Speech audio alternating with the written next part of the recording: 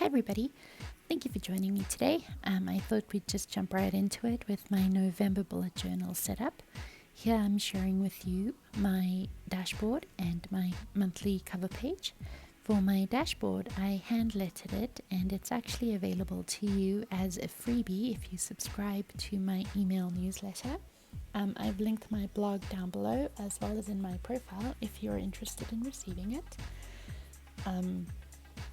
You will see throughout my layouts that I'm a pencil first person, so you're going to see a lot of pencil. I saved you from the erasing. I edited those out for you, but you can definitely see the outlines of the pencils as I pre-planned. I'll wing it on occasion, but considering I'm a little bit out of practice with my bullet journal, I thought I'd play it safe and stick to the pencil first. Here I'm coloring in my November lettering with a Tombow Fudenosuke brush pen. I like the opacity, I like how much ink gets down on the page. Big disclaimer would be to let it dry. This was my first time using the new Scribbles That Matters paper, and I ran into a lot of trouble with the pages and the ink slipping and sliding everywhere. So what you saw there quickly was creating a sticker using a stamped image. I meant to save a spot on my layout for a stamp and then I completely forgot about it. So I just grabbed a sticker sheet and stamped my image onto it, cut it out and stuck it down.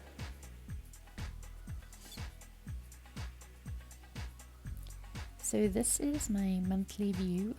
I really get a lot of use out of the monthly views, so I wanted to make sure I had that ready to go for November. Every once in a while I'll go through my bullet journal and decide what to keep and what to add and what to get rid of, and so that's what's the best part about a bullet journal system is the fluidity it allows you. I am a creative planner, so you will be seeing creative elements throughout my bullet journal. For example, here I'm using sticky paper to mask off portions of my monthly view. Since I wanted my stamped image to only show up in part of the layout, not all of it. So once you remove the sticky note, I had the effect I wanted. So the tools I'm using the Pentel Sign touch pens. I'm also using the Tombow Mono drawing pens, as well as Crayola Super Tips. Unfortunately, I am a smudger, so I was running into a lot of issues waiting long enough to let things dry. So as you can see, I smudged my left coffee cup. So what I did was, or what you'll see me do is I stamped another coffee cup back on the sticker paper, and then I will just cut the sticker to fit so that I could cover over the smudge.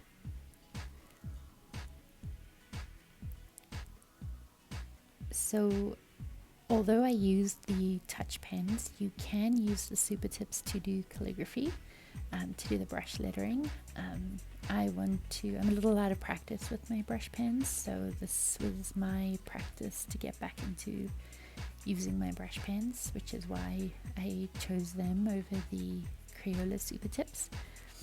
The Super Tips are fantastic for learning upstrokes, downstrokes. They're a lot of fun, and they're inexpensive, so it's really great to just have a pack to reach for whenever I want to do a quick impromptu layout or a playing with lettering. So on my blog I talk about my favorite lettering tools to use, and I use them in my bullet journal as well, so you can check that out on my blog if you're interested. I talk a bit about the Tombow Mono drawing pens. One of my favorite things about them is you can erase over top of them and they won't lose their intensity. Quick disclaimer, if you're using high quality paper such as the new Scribbles That Matters or the Archer and Olive, you're going to want to let it dry, or else you're going to have ink slipping and sliding all over your page. I ran into quite a few issues with that. So every once in a while you're seeing a flash of yellow. So that is one of my other bullet journals I have lying around. I use it to prop my hand up so that I'm writing on as flat a surface as I could manage, so that I didn't have wobbly lettering. So here I'm using my gel pen to just clean up a little bit of smudging. So here I'm creating borders around my pages. I feel it gives it a finished look. This was a trick that I learned from Michelle Baxter, who is at Quirky Heart on Instagram. She is a fantastic creative journaler, creative scrapbooker. I really learned a lot from her and I really enjoy her work. So if you're into scrapbooking or creative journaling, I definitely check her out. So I'm just using my super tip. I go over it a couple times just because I prefer it to be a bit more intense.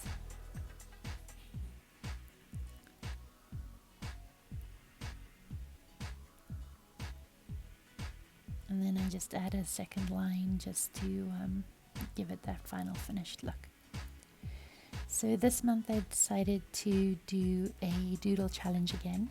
I found when I was doing the doodle challenges, my doodling and my illustrations were improving dramatically month to month.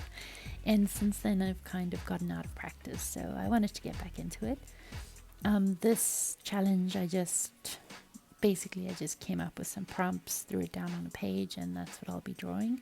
If you're interested in joining me, I do have a template available on my website for you to download. It's a fall theme, so you're going to see things like acorns and pumpkins and leaves and whatnot. So I'd love it if you join along and tag me. Otherwise, this is what I'll be doing to keep practicing my doodling. So the technique you're seeing here is faux calligraphy. Basically what you do is you draw in a thicker downstroke. Gives the effect of calligraphy without the hassle of figuring out a brush pen. It's fun technique, and it's definitely quicker and easier, as I said, than using an actual brush pen. I also like adding shadows, drop shadows to my lettering, so you'll see a lot of those. I'm just using a grey Crayola super tip. And then I also added in the lines just for fun and the faux calligraphy to add a bit more personality. So here I am doing the border again, in case you didn't realize, or because I guess I've again forgot to mention that my theme for this month is coffee. So I've stuck to a pretty neutral, if you will, color scheme, other than the red, which I've been using for a pop of red. Here I'm adding a bit of whimsy to the border, given that it's a doodle page, and then I also feel like it ties into the faux calligraphy embellishment that I added. But yes, I'm using browns and blacks and greys, and then with a pop of red, just to make it more fun and exciting. Not everybody likes to work with brown.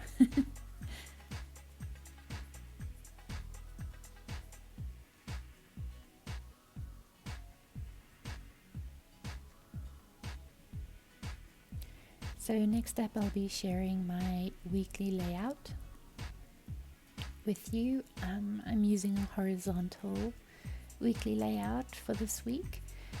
Again, I have created a template for you available on my website that you can download, and you can give it a try and see. You can try it without putting in all the effort. You can just throw down some glue and call it a day. As you can see, I did do pencil first again, and there's just, especially with lettering, I want to be very sure where I'm putting that I'm still getting the look that I want. So as you can see, what I'm doing here is I'm putting down my highlighter first, which I'm using my super tips as a highlighter. That way my ink isn't smudging. Nothing irritates me more than smudged ink because of highlighter. So because I didn't let it dry in time before using the eraser, I ran into again some smudging, and I used some whiteout, liquid whiteout to fix it, and honestly it looks like bat turd. So once it was dry, I just scratched it off and used my gel pen. I'm also using a different technique right now. I'm actually using Versamark Watermark stamp pad. So what it's doing is it's essentially creating a watermark in the background. So this was to separate my to-do list between work and home. The stamp set I'm using is from Studio Calico, and it was something new I thought I'd try just to see how it worked out. This ink stays wet for a extremely long time, so I had to be very disciplined not to touch it so that it would dry properly without me smudging it. Overall, I really like the effect. I like how it came out. Afterwards, when I drew on it a little bit, the ink held up quite well over top of it, so I think that's going to be something I'm going to incorporate in the future again, just because it is kind of fun. And it gives you something different to do. So here is my lettering layout for the week. Coffee doesn't ask silly questions. Coffee understands. I'm obviously a coffee person, a coffee drinker. Otherwise, why would I choose this as my theme? Again, I have my secondary journal just under my hand to create a flat surface so that, again, my lettering isn't all wonky and stays even. It was a bit of practice to. It's going to take more practice to letter this small. I take for granted lettering my bigger lettering pieces. So I think I want to make this into a bigger lettering piece and just try again and make it a lot neater than it came out in the journal. But overall, I was happy with it. It's always fun to go in and add different effects to lettering. I apologize for my nose in the shot. I was trying to get as close to the page as possible to ensure my hand lettering was even. So again, I'm truly sorry about that. The stamp I'm using here is Tim Holtz. It's a Tim Holtz stamp. I absolutely love it. Again, I did smudge it a little bit, but once it was completely dry, I went in with a white jelly roll and I just tidied it up a little bit. So if you're into bullet journaling and you tend to make mistakes, I think I've mentioned it before, definitely invest in the jelly rolls. I prefer the size 10. I find the ink goes down a lot better than the smaller sizes. 5, 8, the 5's way too small for me, so I get really frustrated, but the 10 gives you a nice opacity and definitely hides things quite well. So here I'm adding a bit of a different effect for a drop shadow in the coffee, where I just drew in some lines versus just using a grey marker. So here's where I was mentioning I go in with my white jelly roll just to clean up around the edges a little bit. So here's adding a little bit more pop of red and helping create balance on the page with the red November on the other side. Overall, I'm really happy with how this turned out.